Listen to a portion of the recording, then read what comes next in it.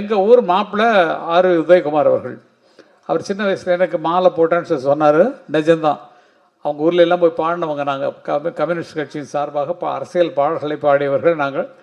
டாக்டரை பற்றி சொல்லணுன்னா மனநல சரியில்லாதவர்களை சரி செய்யக்கூடியவர் சொன்னார். எனக்கு கொஞ்சம் மனநிலை சரியில்லை, சரி பண்ணணும். நிஜமாகவே என்னென்னா,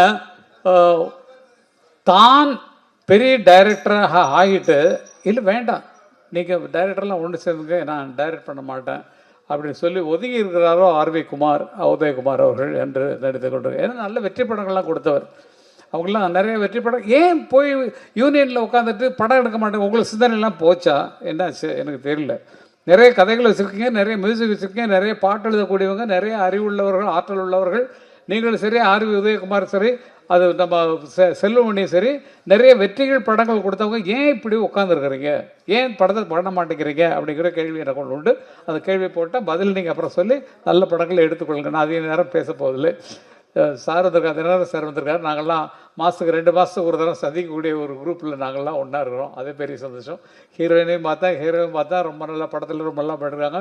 இதனால் செய்து கொள்வது என்னவென்றால், இந்த நிகழ்ச்சிக்கு நாங்கள் வந்திருக்கிறோம். எங்கள் மனமாற பாராட்டக்கூடிய இந்த மயிலாஞ்சி படம் வெற்றி பெறணும் அப்படிங்கிறது எங்களுக்கெல்லாம் ஆசை. அது நிஜமாக ஒன்று.